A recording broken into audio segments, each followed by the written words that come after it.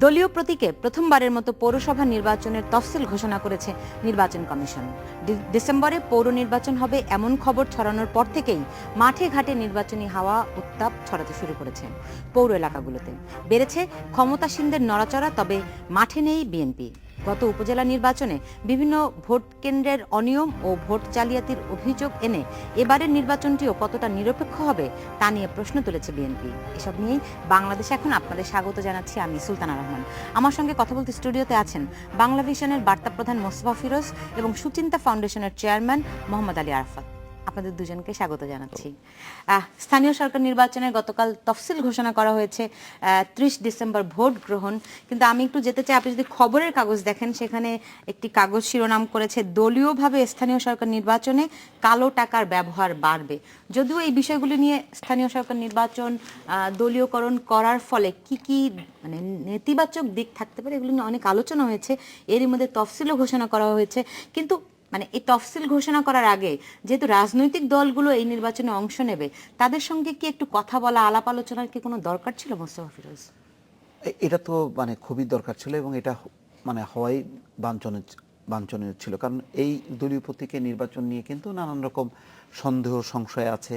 যেমন যারা ক্ষমতার বাইরে আছে তাদের মধ্যে একটা সংশয় আছে যে তারা দলীয় পরিচয়ে যখন নাকি তাদের প্রার্থীরা অংশ নেবেন তখন তারা স্বাধীনভাবে, মুক্তভাবে, ভয়ভীতি মুক্তভাবে তারা অংশ নিতে পারবেন কিনা, এই ভীতিটা দূর করার জন্য অ্যাটলিস্ট হয়তো যেহেতু রাজনৈতিক সংলাপটা নাই, সুতরাং ওইটা আমরা বাদ দিলে অন্তত নির্বাচন কমিশন সব রাজনৈতিক দলগুলোকে ডেকে নিয়ে এভাবে বলতে পারতো যে আপনারা যেহেতু দলীয় প্রতীকে নির্বাচন হচ্ছে আমরা ইস্যু করছি যে আপনারা অংশ নেন, তাহলে আরো ত্বরান্বিত। গতকাল কিন্তু যখন তফসিল ঘোষণা করা হয় তখন সাংবাদিকরা এই প্রশ্নটি প্রধান নির্বাচন কমিশনারকে করেছিলেন। সেখানে প্রধান নির্বাচন কমিশনার বলেছেন যে খুব তড়িঘড়ি করা হয়েছে, যে আসলে তাদের হাতে সময় তেমন ছিল না। গতকাল হান্নান শাহ কিন্তু এমন একটা অভিযোগ করেছেন, তিনি বলেছেন যে স্থানীয় সরকার নির্বাচনে প্রভাব বিস্তার করতে তড়িঘড়ি করে তফসিল। এটাকে অনেকখানি মানে এত বড় একটা বিষয় যেটা আমাদের কখনোই ছিল না, প্রথমবারের মতো করা হচ্ছে, সেই ক্ষেত্রে এই তড়িঘড়ির কি অন্য কোনো আপনি কিছু দেখেন কিনা জনাব আরাফাত? আমি দেখি না, কারণ আপনি প্রভাব বিস্তারের বিষয়টি যদি বলেন, আপনি যদি একটু ধীরে সুস্থে করেন তাহলে কি প্রভাব বিস্তার করা যাবে না? তাহলে তো প্রভাব বিস্তার করার সুযোগ থেকেই যায়। কাজে প্রভাব বিস্তার করার সাথে তড়িঘড়ি করার কোনো সম্পর্ক আছে বলে আমি এখানে অ্যাটলিস্ট কোনো কোরিলেশন দেখি না।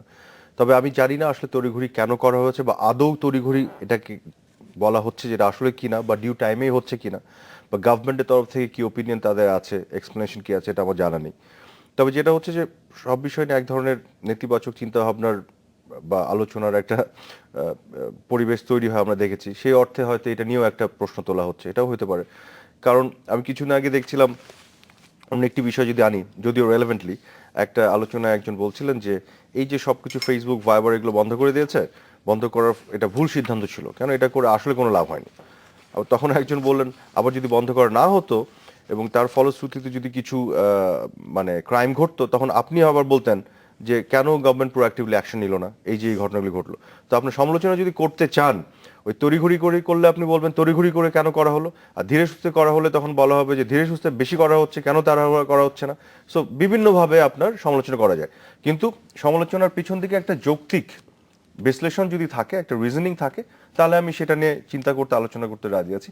তবে আমি আসলে এটা বুঝতে পারছি না এটা কোন অর্থে এটা ভালো বা খারাপ, বা আসলেই তড়িঘড়ি করার ফলে প্রভাব বিস্তার করা আলাদাভাবে কি অতিরিক্ত সুযোগ তৈরি হচ্ছে, এটা আমার বোধগম্য নয়। মোহাম্মদ আরাফাতের আসলে বোধগম্য নয়।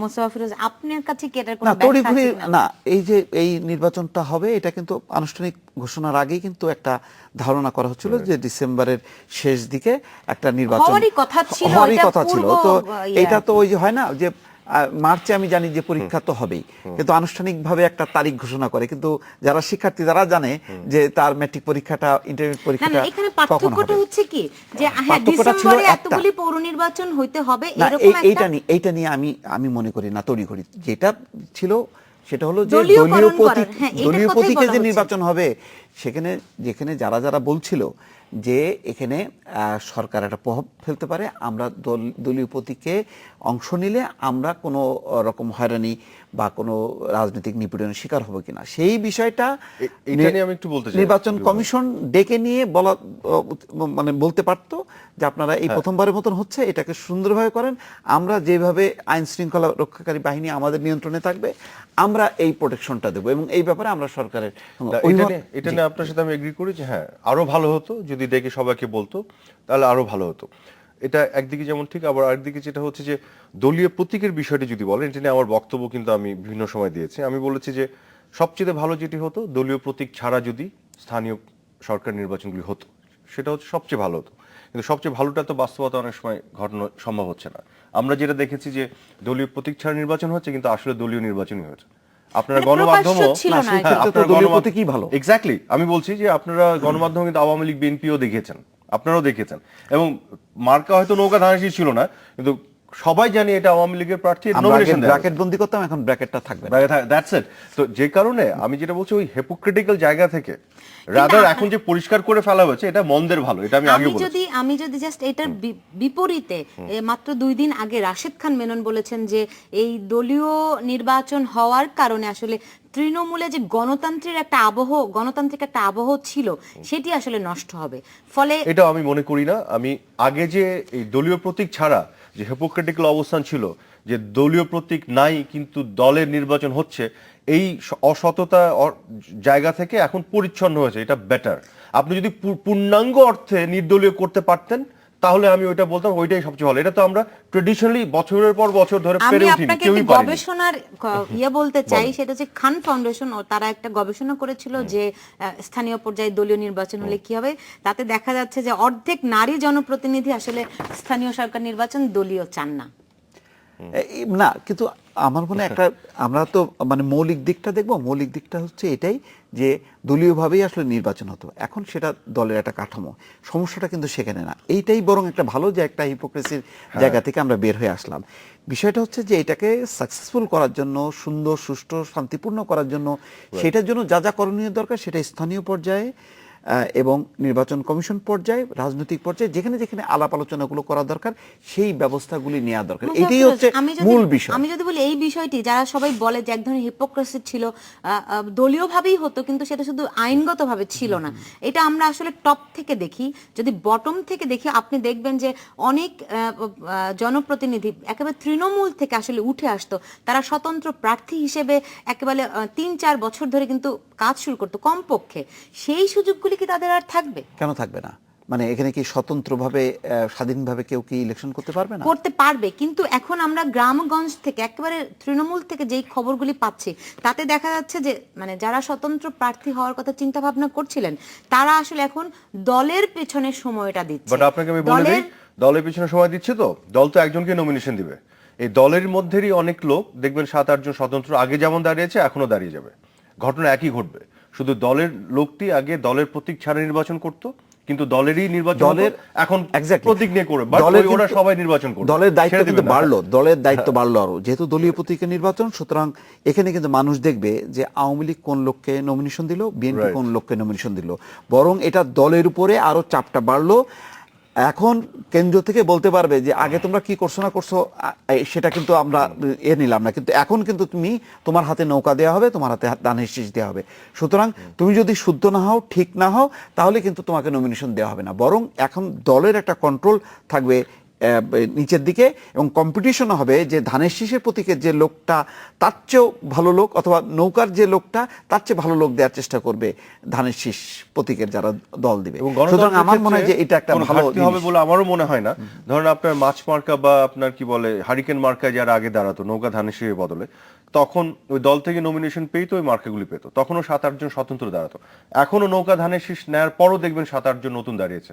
ওই যে যারা চেষ্টা করছে ধানের শীষ বা নৌকার, যারা পাবে না তারা কিন্তু ঠিকই দাঁড়াবে। কাজে ওই পথ কিন্তু এখনো বন্ধ হয়ে যাচ্ছে না।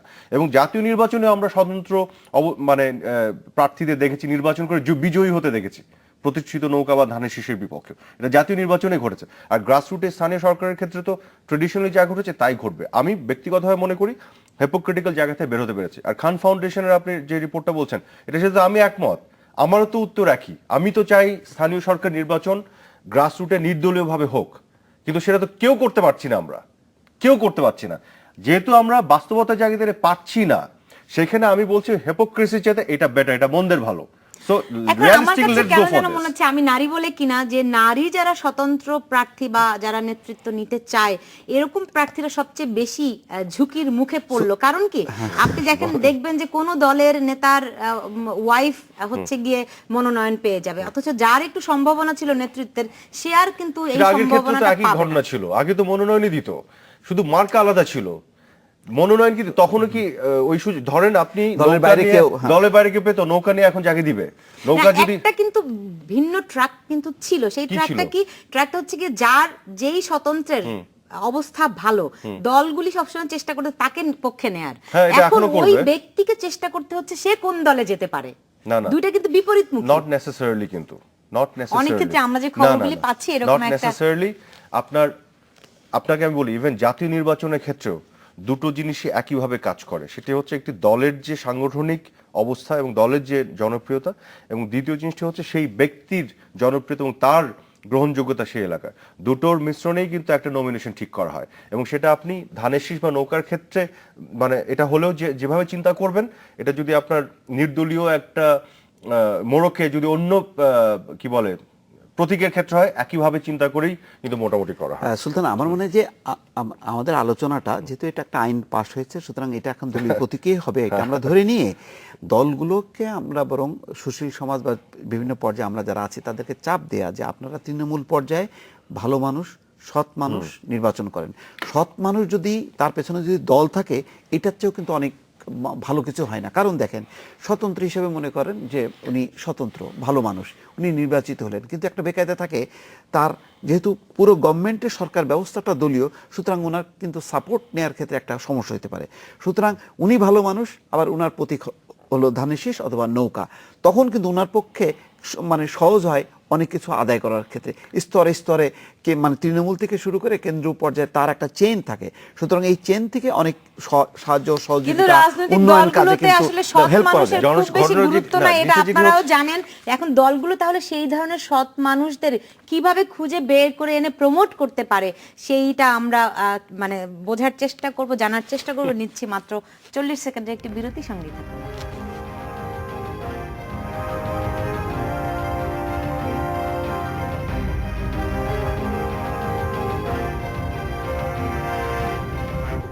বিরতির পর ফিরে এলাম, দেখছেন বাংলাদেশ এখন।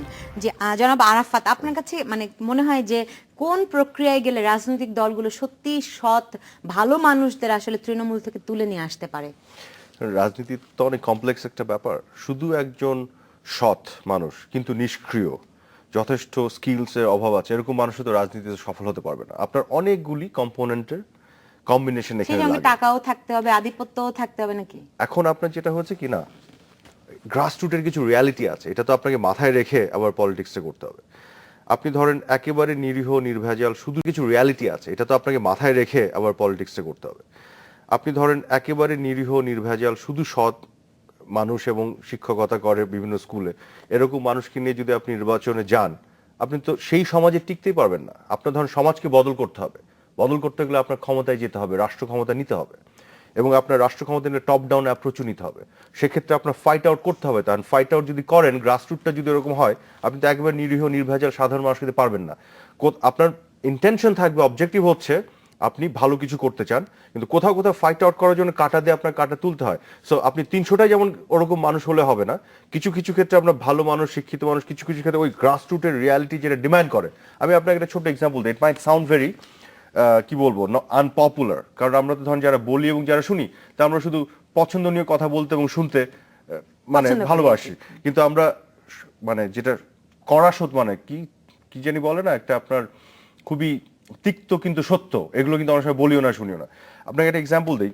জয়নাল হাজারীর কথা আমরা জানি, সবাই তো জানি জয়নাল হাজারী যে কনস্টিটিউয়েন্সিতে উনি ফেনীতে যেখানে উনি জিতেছিলেন, আপনার মনে থাকবে যে 2008-এর এন্ডে এসে যে নির্বাচনটা হলো, ওখানে জয়নাল হাজারীকে কিন্তু নমিনেশন দেওয়া হয়নি। কাকে নমিনেশন দেওয়া হলো? ইকবাল সোবহান চৌধুরী। আপনি যদি মাসল পাওয়ার এবং সন্ত্রাস বা ওইসবের পয়েন্ট অফ ভিউ থেকে চিন্তা করেন, ইকবাল সোবহান চৌধুরী হচ্ছে কাউকে একটা থাপ্পড় মেরেছে বলেও জানা নাই কিন্তু, কম্পেয়ার টু জয়নাল হাজারী। কিন্তু জয়নাল হাজারীর যে প্রতিপক্ষ অপরদিকে ছিল ভিপি জয়নাল, সে কিন্তু আরো বড় সন্ত্রাসী। কিন্তু জয়নাল হাজারী কিন্তু আবার সেলিব্রিটি হয়ে গেছিল প্রথম আলো আরো কিছু গণমাধ্যমের কল্যাণে, ওই ভদ্রলোক হয়নি। কিন্তু সন্ত্রাসের পয়েন্ট অফ ভিউ থেকে বলেন আপনি ফেমাস, ওইটাই, দ্যাটস হোয়াট আমি সার্কাস্টিক্যালি বলছি। সো উল্টো দিকেও কিন্তু একই রকমের সন্ত্রাসী। কিন্তু একটা ভদ্রলোককে আপনি দিলেন একটা মানে একজন সো কল্ড সন্ত্রাসী ওভাবে যদি বলি সরিয়ে, কিন্তু সেই ভদ্রলোকটা ল্যান্ডস্লাইড ডিফিট খেলো, পরাজিত হলো। তারপর ডেমোক্রেসি তো এটাও বাস্তবতা, ওই এলাকার মানুষ যাকে পছন্দ করছে তাকেই তো আপনার ডেমোক্রেসি মানতে হবে। তো সে পছন্দ করছে ওরকমই একটা মানুষকে, আপনি কি করবেন? এই বাস্তবতাগুলি তো আপনার মাথায় রাখতে না, হয়। এটা তো আসলে একটা পলিটিক্যাল মেকানিজম। সেই মেকানিজমে যদি ব্যক্তির পেছনে দল সত্যিকার অর্থে সক্রিয় না, থাকে। আমি যেটা বলতে চাই সুলতান, আমি যেটা মূলত বলতে যাচ্ছিলাম সেটা হচ্ছে যে আপনি 100% শুদ্ধ করে সবকিছু রাতারাতি করে ফেলতে পারবেন না। আপনাকে গ্র্যাজুয়াল প্রসেসে একটা পরিশুদ্ধকরণ প্রক্রিয়ার মধ্যে যেতে হবে। সেখানে আপনার ভালো মানুষকে অবশ্যই এনকারেজ করতে হবে, প্রমোট করতে হবে, আমাদের কথা বলতে হবে। দিবু ভাই একটু আগে যেটা বলছিলেন, যেটার সাথে আমি একমত যে আমাদের কিন্তু অনেক বেশি ফোকাস করা উচিত ইলেকশনের প্রক্রিয়াটাকে আরো কিভাবে স্বচ্ছ, পরিশুদ্ধ এবং অভিযোগবিহীন একটা নির্বাচন আমরা করতে পারি। প্রতীক কি প্রতীক না চাইতে, এটা কিন্তু অনেক বেশি ইম্পর্টেন্ট। ইলেকশন করার পেছনে যে ইনস্টিটিউশনগুলি, এগুলোকে আরো কিভাবে স্ট্রেনথেন করতে পারি, এগুলোকে নিয়ে দেখেন বিরোধী দল থেকে শুধু নির্বাচন চাই, নির্বাচন চাই, নির্বাচন হওয়ার পর বিভিন্ন অভিযোগ, কিন্তু কোনো পরামর্শ কিন্তু নাই জাতীয় পর্যায়ে। দেখেন, এই একটা পরামর্শ যদি আনা যায়, অ্যাডভাইস গুলি যদি আসে এবং সেটা নিয়ে যদি একটা মুভমেন্ট দাঁড় করানো, মানুষের কিন্তু তখন আপনার একটা সাপোর্ট নির্বাচন থাকবে। কমিশনের স্ট্রেংথ নিয়ে আমি আসবো, কিন্তু জনাব মোস্তফা ফিরোজ, আমরা দেখলাম যে দলীয় নির্বাচন হলেও বলা হচ্ছে যে এটা কিন্তু জোটের প্রতীক ব্যবহার কিন্তু করা যাবে না, মানে শরিকরা প্রতীক ব্যবহার করতে পারবে না। মনে করেন আওয়ামী লীগের যে 14 দলের আছে তারা কিন্তু আবার নৌকা প্রতীক কিন্তু ব্যবহার করতে পারবে না। আবার বিএনপির ক্ষেত্রেও সেই একই।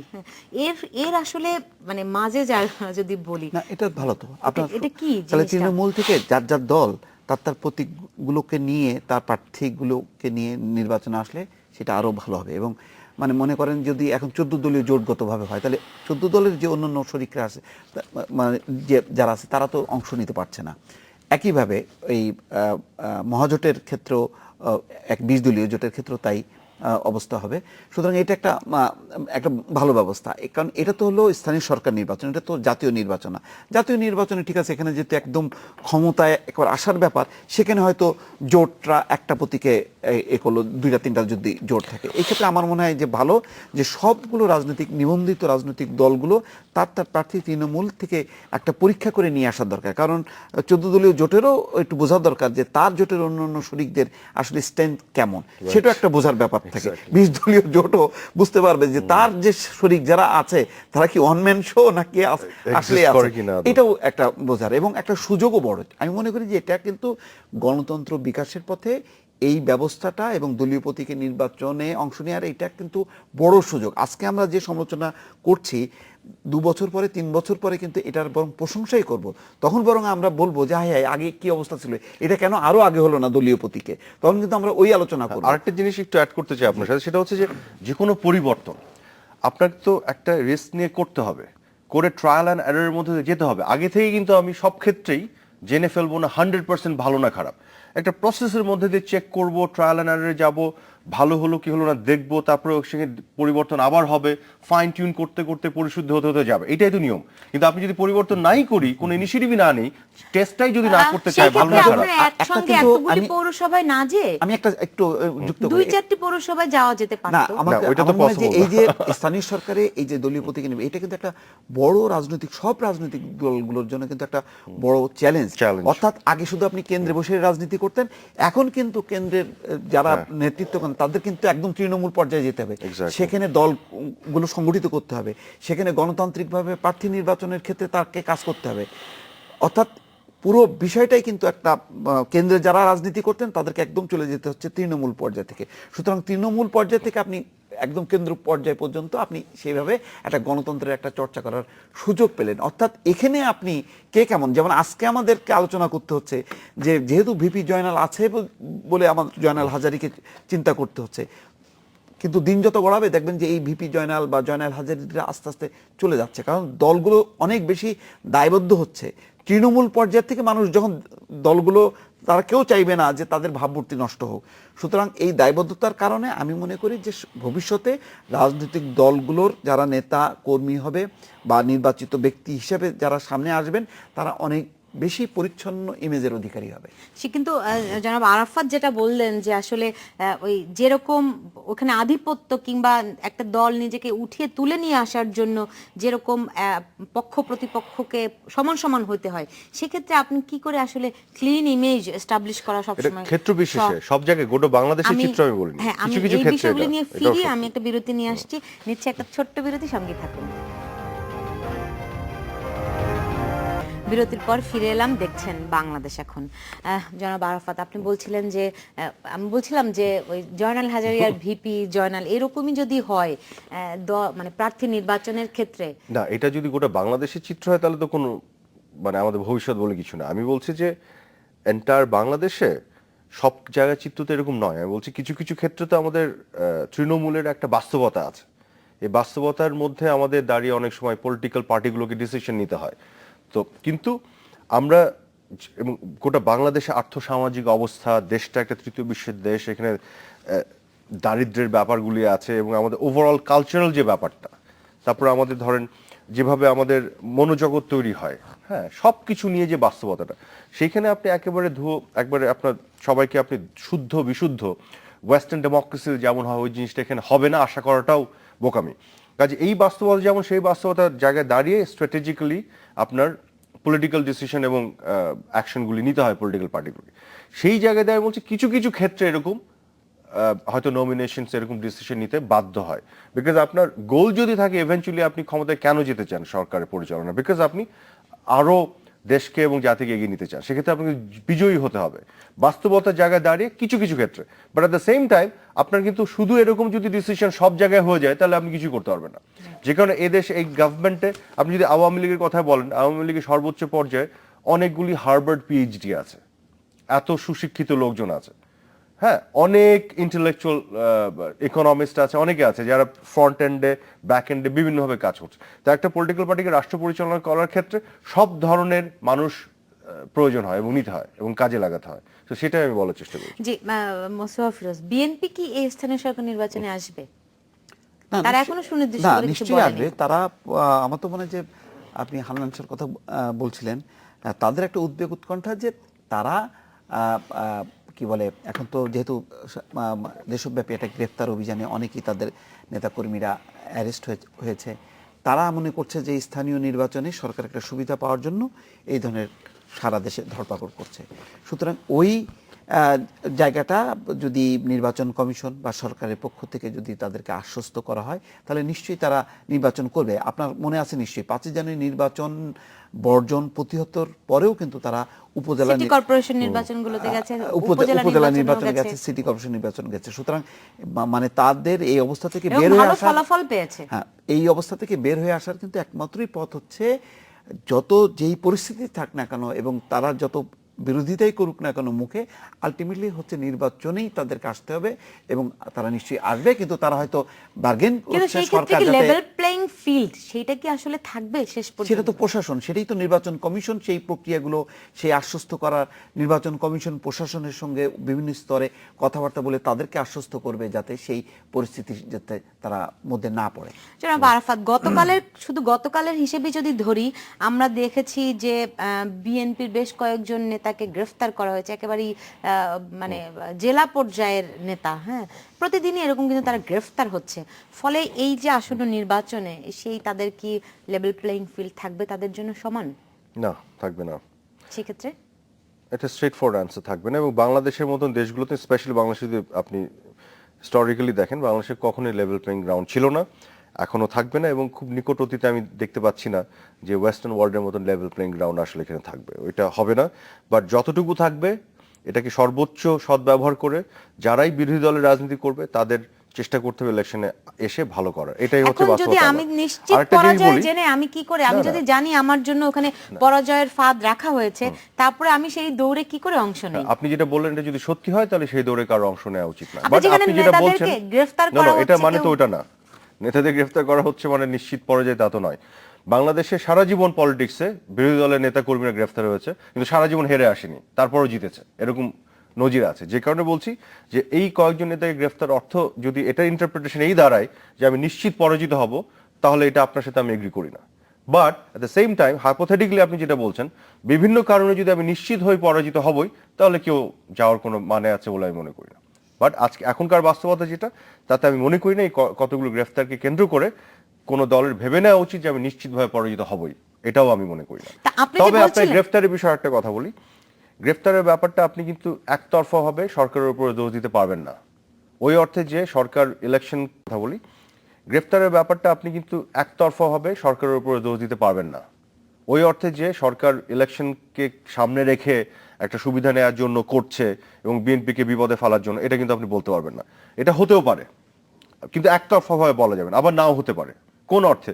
বিএনপিও নিকট অতীতে যে রাজনীতিটা করেছে, একটা হচ্ছে তার নিজের এই যে পেট্রোল বোমার যে রাজনীতি, মানুষ পুড়িয়ে মারার রাজনীতি, দ্বিতীয়ত তার সাথে যে মানে আপনার একেবারে ক্লোজ একটা সম্পর্ক জামাতের এবং যুদ্ধাপরাধীদের, তাদের সাথে মিলেমিশে তার যে ভেরি রিসেন্টলি যেগুলো প্রুভেন, অলমোস্ট সার্কামস্ট্যান্সিয়াল এভিডেন্সে যে প্রুভেন যে তাদের যে নাশকতার যে পরিকল্পনার রাজনীতি, সেটার সাথে বিএনপি বিভিন্ন নেতাকর্মী বিভিন্ন পর্যায়ে সংশ্লিষ্ট আছে, এগুলো প্রমাণ পাওয়া যাচ্ছে।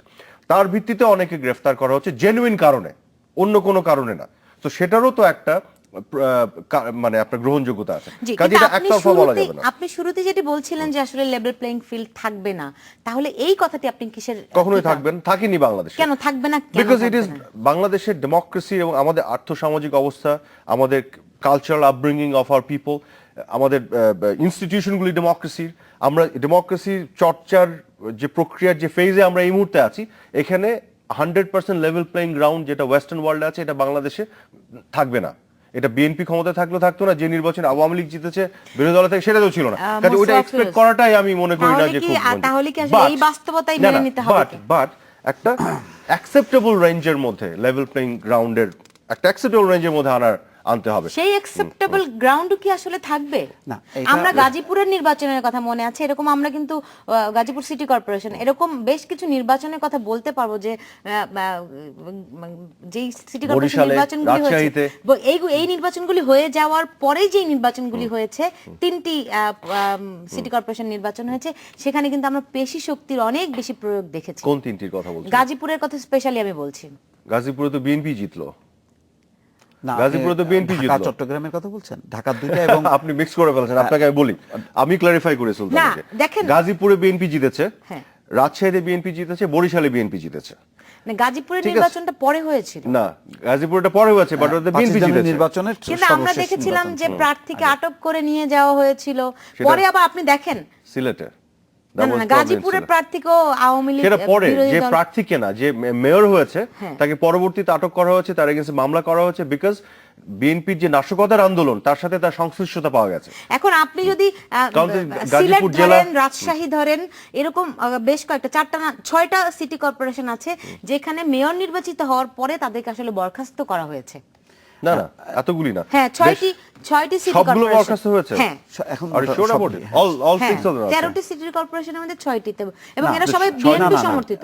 4টি, মানে এখন তো এর মধ্যে মানে চট্টগ্রাম এবং ঢাকা দুটি হচ্ছে সরকার সমর্থিত, এবং বাকি থাকে আর হলো 4টি। সেই 4টিতে 4 জনকে, রাইট, আমি 6 জন, I was a bit surprise. হ্যাঁ, বরখাস্ত করা হয়েছে, সেটাও তো না না, আচ্ছা ঠিক আছে, ওইটা নিয়ে আমরা একটু চেক করব।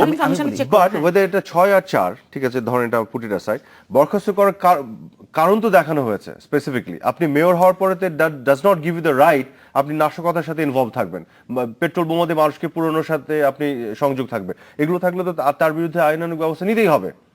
এই ফ্রি রাইট তো আপনাকে মেয়র হল নিঃসন্দেহে সেই ফ্রি রাইট নাই, কিন্তু যখন শুধুমাত্র বিএনপি সমর্থিত প্রার্থীদের ক্ষেত্রে তো নাশকতা তো বিএনপি করছে। আওয়ামী লীগ কি আগুন দিয়ে পুড়িয়ে মারছে নাকি? আন্দোলন তো বিএনপির নেত্রী ডেকেছে, তারাই তো পেট্রোল বোমা মারছে, তাদের যারা মেয়র তারা তো তাদের স্থানীয় নেতা, এবং এই নেতাদেরকে দিয়েই তো তারা এই ঘটনাগুলি ঘটাচ্ছে, যেগুলো তো প্রমাণও পাওয়া যাচ্ছে। তারা আওয়ামী লীগ করবে কেন? আপনার যে প্রশ্নটা ছিল লেভেল প্লেইং ফিল্ডের ব্যাপারে, এটা ঠিক। এখনকার যেই রাজনৈতিক আমি উত্তরটা আপনার, আমি একটা বিরতি থেকে আসি। আচ্ছা, ঠিক আছে, একটা নিচ্ছে একটা ছোট্ট বিরতি, সঙ্গে থাকুন। বিরতির পর ফিরে এলাম, দেখছেন বাংলাদেশ এখন। মোস্তফা ফিরোজ, আমরা লেভেল প্লেইং ফিল্ডের কথা বলছিলাম। আসলে এই ফিল্ডের এখনকার রাজনৈতিক বাস্তবতায় এটাই সত্য, যেটি মানে সহজ সরল স্বীকারোক্তি। হ্যাঁ, যে এটা এখন সম্ভব না, কারণ স্বাভাবিকভাবেই এখন সরকার রাজনীতি সবকিছু মিলে হলো একচেটিয়া ভাবে হচ্ছে সরকারের নিয়ন্ত্রণে। সুতরাং সরকার একদিকে যাবে, আবার এইদিকে একদম লেভেল প্লেইং ফিল্ড, এটা তো এমনি নর্মাল দলীয় যখন নাকি ব্যবস্থায় থাকে তখন কিন্তু আসলে ওইভাবে আমরা হয়তো লেভেল প্লেইং ফিল্ডের কথা বলি, কিন্তু এটা কখনোই সমান্তরাল থাকে না এবং হয়ওনি। এটাই হলো বাস্তবতা। এখন এই বাস্তবতা আপনি কি করবেন? আপনি কি এই বাস্তবতা মেনে কি আপনি নিজে ঘরে বসে থাকবেন, নির্বাচন বর্জন করবেন? সেটা না, আপনার আলটিমেটলি দায়বদ্ধতা হচ্ছে জনগণের কাছে। আপনি জনগণের কাছে যাবেন, জনগণকে সংগঠিত করবেন, আপনি দলকে সংগঠিত করবেন এবং আপনি নির্বাচনে যাবেন। নির্বাচনে যাওয়ার মধ্য দিয়ে আচ্ছা, গাজীপুর নির্বাচন থেকে শুরু করে সব জায়গায় তখন কি লেভেল প্লেইং ফিল্ড ছিল না? কারণ তখন বলা হচ্ছিল যে সরকার এমন উন্নয়নের জোয়ারে তারা জেতার জন্য এই কাজগুলো করছে, তাহলে ওই অর্থে তো লেভেল প্লেইং ফিল্ড ছিল না। তাহলে সুতরাং যেই পরিস্থিতি থাক না কেন, অপোজিশন মানেই অপোজিশন, আপনি অলওয়েজ একটা বিপাকে থাকবেন। সেই বিপাক থেকে আপনি যে ভালো অবস্থানে যাওয়ার জন্য জনগণকে আপনি সংগঠিত করবেন। অর্থাৎ যে কোনো পরিস্থিতিতে আপনি জনগণের পাশে থাকা এবং জনগণকে সংগঠিত করে প্রতিকূল অবস্থাটাকে অনুকূলে আনবেন আপনি, সেই সংগ্রামটা আপনাকে করতে হবে। এটা একটা রাজনৈতিক লড়াই, এটা আপনার দলের ক্ষমতায় আসার জন্য না, এটা গণতন্ত্র বিকাশের জন্য, মানুষের কি বলে অধিকারের জন্য আপনি রাজনৈতিক দল হিসেবে এটা হলো আপনার দায়িত্ব। ঠিক আছে, লেভেল প্লেইং ফিল্ড সেই অর্থে হয়তো আপনারা বলছেন যে থাকে না, কিন্তু মানে নির্বাচন কমিশনের পক্ষ থেকে আমরা সব সময় দেখি একটা অন্তত প্রচেষ্টা রাখা, যেটি গতকাল আপনি বলছেন মিনিমাম অর্থে আছে কিনা, সেটা আছে এবং অতটুকু বিশ্বাস আপনার রাখতে হবে এবং অতটুকু বিএনপিও বিশ্বাস রাখছে বলেই তারা বারেবার নির্বাচনে আসছে, আমি যেটা মনে করি। আপনাকে একটা ইনফরমেশন দেই, হচ্ছে আপনি ওই 6টি না 4টি সিটি কর্পোরেশনের নির্বাচন মানে হয়েছে। যাই হোক, আমরা সবাই কারেক্টেড হইলাম এবং দর্শকরাও জানলো যে 4টি সিটি কর্পোরেশন নির্বাচন এবং 4টি আসলে বিএনপি সমর্থিত। হ্যাঁ, দীপু ভাই 4টির কথা বলছিলেন। আমি তো যাই হোক, এখন 4টি বা যাই হোক, আমিও যেটা বলছিলাম যে যেটা হয় যে এই কোয়েশ্চেনগুলি আপনি কিভাবে মানে ডিল করবেন, যে এটি সত্যি যে তারা বিএনপির মেয়র ছিলেন এবং তাদেরকে বরখাস্ত করা হয়েছে, এতটুকু বললে মনে হয় যে গভর্নমেন্ট তো তাহলে বিএনপির মেয়রদের বিরোধী দল থেকে নির্বাচিত হয়ে লাভ কি হচ্ছে, বরখাস্ত করে দিচ্ছে। আবার এই বাস্তবতা তো এখানে আছে, তারা বিএনপির তো বিভিন্ন পর্যায়ের নেতা, স্থানীয় সেই পর্যায়ের নেতা, এবং বিএনপি যখন পুরো দেশ জুড়ে একটা আন্দোলনের ডাক দিচ্ছে, করতে যাচ্ছে, এবং সেই আন্দোলনের চেহারা রূপ কি এটা তো দেশের মানুষ দেখেছে, পেট্রোল বোমা এবং মানুষ পুরানো, এবং সেই সব নাশকতা এবং সহিংসতার সাথে, এবং আমি যেটাকে সন্ত্রাস বলি সরাসরি, কারণ সাধারণ মানুষকে টার্গেট করে যে নাশকতা, তার সাথে যদি এই মানুষগুলো যারা মেয়র পাবলিক অফিসে বসে আসলে দলীয় সাংগঠনিক কাজ করার স্বার্থে এই নাশকতার সাথে তাদের ইনভলভমেন্ট, এগুলো যদি পাওয়া যায়, তখন আপনি কি করবেন তাদেরকে? তখন তো লিগ্যাল অ্যাকশন নিতে হবে, গভর্নমেন্ট ওভার লিগ্যাল অ্যাকশন নিয়েছে। এখন এখানে আমাকে দেখতে হবে গভর্নমেন্টের অ্যাকশনগুলি কি পলিটিক্যালি মোটিভেটেড, তাকে বরখাস্ত করার জন্য বরখাস্ত যেহেতু সে বিএনপির, নাকি জেনুইনলি তার আসলেই নাশকতার সাথে সংশ্লিষ্টতা ছিল বলে গভর্নমেন্ট কনস্টিটিউশনাল লিগ্যাল ফ্রেমওয়ার্কের মধ্যে জেনুইন অ্যাকশন নিয়েছে, তাই করেছে। সেই জিনিসটা আমরা যেই অর্থে বলছেন যে লেভেল প্লেইং ফিল্ড সব সময় থাকে না, কোনোদিনও ছিল না, ঠিক সেই অর্থেই যদি বলি যে আসলে সরকার উদ্দেশ্যমূলকভাবেই তাদেরকে এটি করেছে, তাদেরকে অকার্যকর করেছে, এটা তো একটা ধারণা প্রসূত কথা না? আপনারটাও তো ধারণা প্রসূত কথা না, আমি এই জন্য তো দুটো ধারণাই দিচ্ছি, আমি কিন্তু কোনোটাই সার্টেন বলছি না, আমি বলছি দুটো বাস্তবতার চিত্র তুলে ধরেছি। আমি বলছি বাস্তবতা একটা যেমন আছে যে হ্যাঁ তারা বিএনপির পক্ষের মেয়র ছিল, তাদেরকে বরখাস্ত করেছে, এটা হচ্ছে খণ্ডিত চিত্র। আমি আবার পূর্ণাঙ্গ চিত্র দিলাম যে বিএনপির যে নাশকতার যে আন্দোলনটা তো দেখা মানুষের, এটা তো ধারণা না, এবং তার সাথে তাদের বিভিন্ন পর্যায়ে নেতাকর্মী সংশ্লিষ্ট বিভিন্ন পর্যায়ে পাওয়া গেছে, এটাও তো আমরা জানি। এখন আমি বলছি দেখার বিষয় যেটি এই মেয়র যাদেরকে বরখাস্ত করা হয়েছে পলিটিক্যালি মোটিভেটেড হয়ে করেছে, সেটা গভর্নমেন্ট তো সেটাই দাবি করছে। এখন আপনারা যারা সাংবাদিক আছেন, ইনভেস্টিগেট করুন, ফাইন্ড আউট কর, সঠিক তথ্যটা তুলে ধরেন, আমরাও দেখতে পারি। না কেন চাপিয়ে দেব? আমি তো আপনাকে কি ছোট করে বলি, যদি সুযোগ দেন, এই যে সাংবাদিকদের উপর না চাপাই দিয়ে আমি নিজে একটা দায়িত্ব নিয়ে বসেছিলাম কিছুদিন আগে। এই প্রত্যেকটা টক শোতে আসে আর বলে যে বাংলাদেশে একটার পর একটা হত্যাকাণ্ড হচ্ছে, কোনো বিচার হচ্ছে না, কাউকে ধরছে না, কিছু করছে না। তখন আমি ফাইনালি ইনভেস্টিগেট করে খোঁজা শুরু করলাম যে আসলে দেখি তো ঘটনাটা কি, কজন গ্রেফতার হয়েছে, কি হচ্ছে। পুরো একটা 3 সপ্তাহ ধরে ঘেটে ঘুটে বিভিন্ন জায়গা থেকে তথ্য নিয়ে একটা বের করলাম যে না, প্রত্যেকটা ক্ষেত্রে কিছু না কিছু প্রগ্রেস আছে। তারপরে এটা আমি বিভিন্ন সাংবাদিক বন্ধুদের পাঠিয়েছি, কেউ একটা পাঠিয়েছি বিভিন্ন জায়গায়, আপনাকে মনে হয় পাঠিয়েছি, বিভিন্ন জায়গায় ফেসবুকে দিয়েছি। সত্য জিনিসটা তুলে ধরার চেষ্টা, এটার জন্য একটু খাটতে হবে, একটু সময় দিতে হবে, একটু এনার্জি যাবে, বাট এখানে কারো পক্ষে বিপক্ষে না, জনগণের রাইট আছে, অডিয়েন্সের রাইট আছে সত্য জিনিসটা জানা। ওই জিনিসটার জন্য আমাদের একটু ঘাম ঝরাতে হবে, এতটুকুই। জি মোস্তফা ফিরোজ, এই নির্বাচনে জামায়াতের কি হবে? না, জামাত নিয়ে আপনি এত চিন্তিত কেন? জামাত নিয়ে তো কেউ চিন্তিত না, কারণ জামাতে তো রাজনীতি করার অধিকার বহু আগেই তার হারিয়েছে। হারানোর পর এই জামাতকে আবার পুনর্বাসিত করার মধ্য দিয়ে পুরো রাজনীতি, আজকে যে আমরা এই যে টোটাল এই যে গণতন্ত্র প্রতিষ্ঠিত না হওয়া, তারপরে রাজনীতি যে কলুষিত হওয়া, সব কিছুর পেছনে তো হলো এই জামাতকে আমরা যে স্বাধীনতার পরপর বর্জন করতে পারলাম না এবং চিরতরে নিষিদ্ধ করতে পারলাম না, একেবারে এই অধ্যায়টা যে আমরা শেষ করতে পারলাম না, তার খেসারত তো এখন আমরা দিচ্ছি। যার কারণে আজকে আমাদের গণতন্ত্রের জন্য কথা বলা হচ্ছে, বলতে হচ্ছে, লেভেল প্লেয়িং ফিল্ডের কথা বলা হচ্ছে। আমাদের তো এই মানে প্রসঙ্গ নিয়ে আলোচনা করার কথা না। আমরা গণতন্ত্র, একটা উন্নত গণতন্ত্রের দেশে বসবাস করার কথা, এবং সেই গণতন্ত্র আমরা আমেরিকা না ইউরোপকে ছাড়িয়ে যাব তা নিয়ে আমাদের আলোচনা করার কথা ছিল। আজকে আমাদেরকে দেখেন অনেক পিছনে যে আমাদেরকে এখন ফাইট করতে হচ্ছে, বিকজ আমরা স্বাধীনতার পর থেকে যেই পরাজিত শক্তি, যেই শক্তি একেবারেই রাজনীতি করার অধিকার না, সেই শক্তিকে আমরা আবার রাজনীতিতে পুনর্বাসিত করলাম।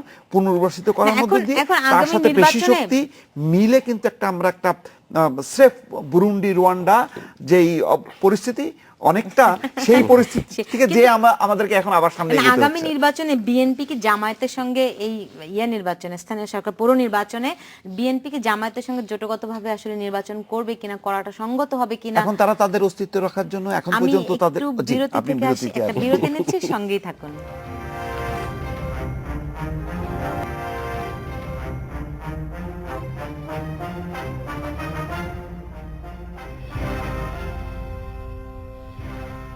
বিরতির পর ফিরে এলাম, দেখছেন বাংলাদেশ এখন। মোস্তফা ফিরোজ, আমরা গতকাল দেখেছি যে বাংলাদেশ ব্যাংক থেকে জামায়াতের যে সমস্ত আর্থিক প্রতিষ্ঠান আছে সেগুলিকে নজরদারিতে আনা হয়েছে, এরকম একটা সার্কুলার গতকাল তারা দিয়েছে। এখন আগামী নির্বাচনে বিএনপি, আপনি জানেন তো বিএনপি জামায়াতের জোট আছে, তারা কি জোটবদ্ধভাবে এই পৌর নির্বাচনে অংশ নেবে কিনা, আপনার বিশ্লেষণে কি বলে? জোটবদ্ধভাবে নেয়ার এখন যে রাজনৈতিক কৌশল, সেই হিসাবে তো সেটাই হওয়ার কথা আর কি, মানে জোটবদ্ধই হওয়ার কথা আর কি। তবে যদি রাজনৈতিক শুভবুদ্ধির উদয় হয়, আমার ধারণা যে বিএনপির উচিত হবে জামাতকে বর্জন করা এবং গণতান্ত্রিক ধারায় বিএনপি রাজনীতি করা উচিত। আর বাংলাদেশ ব্যাংকের যে এটা কথা বলেন, এটা তো আপনার এই রাজনৈতিক শক্তির উত্থান, এটাকে এর ডালপালাগুলি যদি না কাটা হয়, এই কাজগুলো তো অনেক আগে, এটা খুব দুঃখজনকভাবে আমরা কিন্তু গত বহু দিন থেকে বলছি যে জামাতকে তার যে সমস্ত ডালপালা আছে, যে অর্থনৈতিক ভিত্তিগুলো আছে, সেইগুলোকে আপনাকে শেষ করতে হবে। আপনি শুধু মানে কি বলে দলগতভাবে পারবেন না। আপনি এই শক্তিগুলি যদি থাকে, তাহলে এর থেকে কিন্তু আবার বিকশিত হবে আর কি। এরকম হরর সিনেমা দেখেন, একদম শেষ পর্যায়ে দেখবেন যে আবার একটা উদ্ভব হচ্ছে আর কি, সেরকমই কিন্তু উদ্ভব হতেই থাকবে আর কি। সুতরাং এই ডালপালাগুলো কাটা দরকার। আর যদি বেগম খালেদা জিয়া নতুন করে এসেছেন দেশে, অবশ্যই এটা খুব আমরা মনে করি যে প্রত্যাশা আর কি, নাগরিক হিসেবে প্রত্যাশা যে নতুন ধারায় রাজনীতি করবেন, অন্তত জামাতের সংস্রব ছেড়ে বিএনপির মতন করে যদি তার দলে যদি মানে এগোয় দল, তাহলে আমি মনে করি যে আরো ভালো হবে আমাদের গণতন্ত্রের জন্য। প্রত্যাশা কি পূরণ হবে আমি জানি না, বাট ওনার সাথে আমিও প্রত্যাশা করতে চাই, বাট খুবই ডিফিকাল্ট। কারণ বিএনপির মধ্যে আমি যেটা মনে করি, আজকের যে বিএনপির মধ্যে প্রগতিশীল চেতনা যতগুলি মানুষ ছিল, তারা কিন্তু বিভিন্ন কারণে জামাতের প্রভাবে তারা নাই, সাইড লাইন হতে হতে বের হয়ে চলে গেছে, অথবা একবারে কর্নার হয়ে আছে। এই মুহূর্তে বিএনপির ডিসিশন মেকিং এ যারা আছেন একবারে সর্বোচ্চ নেতৃত্বে, তাদের চিন্তা ভাবনাগুলিও জামাত টাইপের হয়ে গেছে। বিএনপি একটা hardcore rightist political party. BNP না, আমি আবার একটু কারেক্ট করি, বিএনপি নেতৃত্ব। বিএনপি কিন্তু অন্য জিনিস। এই যে বাংলাদেশের ধরেন 30-32% মানুষ যারা বিএনপি সমর্থক, সেটাও তো বিএনপি। এই মানুষগুলি তো জামাতপন্থী না, এই মানুষগুলি তো বাংলাদেশ বিরোধী না।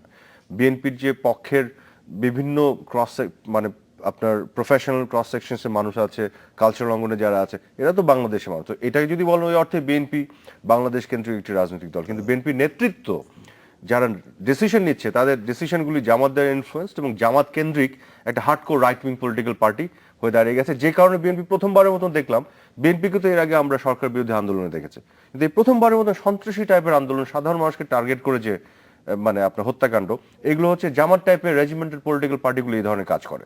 সেই ধরনের মানে চরিত্র বিএনপির মধ্যে একটু একটু করে ঢুকে যাচ্ছে আমরা দেখতে পাচ্ছি। আমি একটু যোগ করি, গতকাল সেক্টরস কমান্ডার্স ফোরাম সহ আওয়ামী লীগের বিভিন্ন নেতারা বলছেন যে যেহেতু সালাউদ্দিন কাদের চৌধুরীর বিএনপি স্থায়ী কমিটির সদস্য হিসেবে তার ফাঁসির দণ্ড হয়েছে, ফলে বিএনপিকেও তারা আসলে যুদ্ধাপরাধীর দল বলার চেষ্টা করছে বা বলছে, ফলে বিষয়টা আসলে এটা একটা চাপ। এটা ধরেন আমরা যে এইগুলি বলছি, মানে আমরা বিভিন্ন সরকারের যখন সমালোচনা করি, সরকারের ধ্বংসের জন্য না, আওয়ামী লীগের ধ্বংসের জন্য না, এটা একটা চাপ তৈরি করা যে আপনি এই কাজগুলি করেন, ঠিক আছে। এটাও সেক্টর ফোরাম যেটি বলছে, আমরাও যে কথাগুলি বলছি, এটাও একটা, আমরা চাই যে গণতান্ত্রিক রাজনীতির বিকাশ হোক। সুতরাং গণতান্ত্রিক রাজনীতির বিকাশের স্বার্থে এই যেই কাজগুলো বা যে কর্মকাণ্ডগুলো, এই যে পেট্রোল বোমার কথা বললেন, তারপরে জামাতের সাথে সংস্রবের কথা বললেন, তার থেকে মুক্ত থাকুক। তার থেকে মুক্ত থাকলে কি হবে? আমাদের গণতন্ত্রেরই তো ভালো হবে। জোট ভাঙার চেষ্টা হচ্ছে। বিএনপির এই মনে করাগুলো তো ভুল, এবং এই ভুলটা বারে বার প্রমাণিত হয়েছে, কিন্তু তারা তো এই ভুল থেকে বের হয়ে আসতে পারছে না। আপনাকে একটা মজার কথা বলি, আমি কিছুদিন আগে ডিপ্লোম্যাটিক কমিটির একজন ওয়ান অফ দ্য মানে ওয়েস্টার্ন কান্ট্রি একজন অ্যাম্বাসাডারের সাথে কথা হচ্ছিল। আমি তাকে বলছিলাম যে দেখুন, বিভিন্নভাবে প্রমাণ পাওয়া গেছে যে এইসব মানে বিদেশি হত্যাকাণ্ড, এই ধরনের ব্যাপারগুলোর সাথে বিএনপির বিভিন্ন পর্যায়ের নেতাদের সংশ্লিষ্টতা পাওয়া যাচ্ছে, হার্ড এভিডেন্স পাওয়া যাচ্ছে। উনি বলছেন কিন্তু এইটা করে, এবং যারা এখানে সুযোগ নিতে চায়, যারা জঙ্গিবাদী গোষ্ঠী, তাদেরকে যদি সুযোগ করা যায়, একটা যদি পানি ঘোলা করা হয়, এর অস্থিতিশীল করা হয়, তার তো বিএনপি তো একটা মেইনস্ট্রিম পলিটিক্যাল পার্টি, তারও তো লাভ নাই। আমি বলবো আপনার সাথে একমত আমি, আসলেই বিএনপির লাভ নাই, কিন্তু বিএনপি তো সেটা বুঝছে না। বিএনপি তার নিজেরও ক্ষতি হয় ইন দ্য লং রানে, দেশের ক্ষতির সাথে সাথে এই কাজগুলি তো সে বারে বার করছে জামাত দ্বারা প্রভাবিত। এটাই তো আনফরচুনেট পার্ট। কিন্তু অনেকে বলে, কিংবা বিএনপির নেতারাও বলে, আওয়ামী লীগ যখন চায় জামায়াতকে বিএনপি থেকে আলাদা করতে, কিংবা তাদেরকে বলে যে আপনারা জামায়াতকে ছাড়ুন, তখন তাদের সন্দেহটা আরো বেশি ঘনীভূত হয়। কারণ এটাও বোকামি। আপনাকে আমি সিম্পলি আজকে বলে দিয়ে যাই, আওয়ামী লীগ জামাতকে যদি নিতেও চায়, জামাতকে নিয়ে হজম করতে পারবে না, কারণ আওয়ামী লীগ কখনোই আর জামায়াতকে নিবে না, প্রশ্নই আসে না। আপনাকে আমি বলি, এটা একটা এত শিশুতোষ চিন্তা যদি কেউ করে থাকে যে বিএনপি জামাতকে ছেড়ে আওয়ামী লীগ নেবে। আওয়ামী লীগের জন্য একটা সুইসাইডাল হবে। আওয়ামী লীগ কি? আওয়ামী লীগ কি শুধু তার ডিসিশন মেকার এবং প্রেসিডিয়াম তা তো না। এই যে হাজার হাজার লক্ষ লক্ষ নেতাকর্মী, সাপোর্টার, সিম্পাথাইজার, আওয়ামী লীগের যে সমর্থক, তাদের 80% আওয়ামী লীগে ভোট দিবে না জামাতকে যদি নাই, তারাই দিবে না। কারণ এই sympathy, support Awami League, hardcore support, এটা তো আওয়ামী লীগকে করে একটি আদর্শের জন্য। ওই জায়গায় গেলে তো সম্ভব না। আমি একটা উদাহরণ দিতে পারি, খেলাফত মজলিসের সাথে যখন নাকি তার বাসায় যখন নাকি মরহুম আব্দুল জলিল গিয়েছিলেন 96 সালে, তার প্রতিক্রিয়া কিন্তু সবচেয়ে শার্প রিয়াকশন হয়েছিল কিন্তু এতে। আমি আরেকটু মনে করে দিই আপনাকে, এই যে সালাউদ্দিন কাদের চৌধুরী এবং আলী হাসান মোহাম্মদ মুজাহিদির রায় কার্যকরণ নিয়ে, যে ক্ষমা প্রার্থনা নিয়ে যে একটা দুপুরের দিকে যে নাটকীয়তার সৃষ্টি হয়েছিল, এতে কিন্তু আওয়ামী লীগের ভিতরে অনেক প্রতিক্রিয়া হয়েছিল। না, আমি তো নাগরিক হিসেবে আমার মধ্যে প্রতিক্রিয়া হচ্ছিল। আমারও মনে হচ্ছিল কি যে এই যে ক্ষমা প্রার্থনার মধ্যে দিয়ে কি এটা কি কোনো অ্যারেঞ্জমেন্ট কিনা, এরকম কিন্তু একটা দোদুল্যমনতা আমিও ভুগছিলাম। আমি একটু শেয়ার করতে চাই, জামাতের সাথে আওয়ামী লীগের মিলবে না, এটাই হলো বাস্তব। এটা ছাড়বে বিএনপি না, তারা ছাড়বে না। এখন যেহেতু তারা একটা সংকটের মুখে আছে, সুতরাং জামাত কখনো বিএনপি থেকে বিচ্ছিন্ন হতে চাইবে না। জামাত একটা বিএনপির একটা দেখেন, এটা একটা বড় হিস্টোরিক্যাল পলিটিক্যাল অ্যানালিসিস আছে। আপনি যে ছাড়বে কি ছাড়বে না, এইটা নিয়ে আপনার 1 ঘন্টা আলোচনা লাগবে, এবং এটা আমি করতে পারবো। এটা আপনার 71-এ যেতে হবে, 70-এর নির্বাচন আনতে হবে, আর অনেকগুলি রেফারেন্স এবং অনেকগুলি আপনার এখানে ফাইন্ডিংস বিভিন্ন রিসার্চে আনতে হবে, তাহলে অ্যানালিসিস দাঁড় করানো যাবে। ছাড়তে পারবেন এবং কেন পারবে না, I will tell you why, there's a reason. এটা এখন আমি এই বিস্তার আলোচনা যাব না। আপনার ওই ক্ষমা প্রার্থনার বিষয় নিয়ে ছোট্ট করে বলি। আইনমন্ত্রী সাহেবের সাথে আমার কথা বলার একটা সুযোগ হয়েছিল, এই জিনিসটা বোঝার চেষ্টা করেছি। অনেকে বিভিন্ন ধরনের অজুহাত তুলছে যে কেন লয়ারকে যেতে দিল না ভিতরে, তাহলে মার্সি পিটিশনের জন্য লয়ার লাগে না, কনভেনশনাল এটা হয় না। সব যখন শেষ হয়ে যায় তারপরে মার্সি পিটিশনের ব্যাপারটা, এবং যে কনভিক্ট সে নিজে এই মার্সি পিটিশনটা করে, এটার জন্য লয়ারের কাজ শেষ বাই দেন, এবং সে জেলারকে দেয়, জেলার পাঠায় থ্রু দ্য আইনজীবীর ব্যাপারই নাই, এবং গভর্নমেন্টের ফাইলে ইজ দেয়ার তাদের মার্সি পিটিশনের, এটা এখনো আছে। গভর্নমেন্ট চাইলে এটা উন্মুক্ত করতে পারে এবং করবে। আমি এই বিষয়টা বলি না, আমি বলেছিলাম যে ক্ষমা করবে কি করবে না, এরকম যখন একটা দোদুল্যমনতা সবার ভিতরে ছিল, তখন সবচেয়ে বেশি নেগেটিভ প্রতিক্রিয়া হয়েছে আসলে আওয়ামী লীগের মধ্যে। আমার মধ্যে ছিল না, কারণ কি আমি নিশ্চিত ছিলাম যে ক্ষমা গভর্নমেন্টের পাবে না। স্ট্যান্ড ইজ ভেরি ক্লিয়ার, যুদ্ধাপরাধের বিচার প্রশ্নে কমিটেড। হ্যাঁ, এই জায়গাতে আবার প্রমাণ করলো কিন্তু শেখ হাসিনা তার লিডারশিপ, যে উনি যেটা হ্যাঁ, conviction নিঃসন্দেহে যেটা একটা আছে সাহসী, না অনেক সাহসী। না stand লাস্টলি by। তো সেটা প্রমাণ করে তো বরং প্রশংসিত হয়েছে, বরং এই ব্যাপারে বরং এখন আর বাকি যুদ্ধাপরাধী তাদের ক্ষেত্রে আর কোনো সংশয় সন্দেহ থাকা থাকলো উচিত না নয়। এই ঘটনার মধ্য দিয়ে। কারণ এরপরে তো আর এই দুটি মানে এত বড় ফাড়া যখন কি পার করতে পারলো, এর বাকির ব্যাপারে কিন্তু আর শেখ কিন্তু অনেকেই হাসিনার বলছেন যে কমিটমেন্ট আসলে ছিল এই যে যুদ্ধাপরাধের দুটি বিচার ব্যক্তির করবেন। ফাঁসি হয়েছে। অনেক দেখুন, ইতিবাচক। যুদ্ধ ওনার কমিটমেন্ট ছিল, ইলেকশন কমিটমেন্ট, যে উনি যুদ্ধাপরাধ বিচার করবেন। ক্ষমতায় আসার অল্প সময়ের মধ্যে উনি ট্রাইব্যুনাল কিন্তু তৈরি করে এটা প্রসেস শুরু করে দিয়েছেন।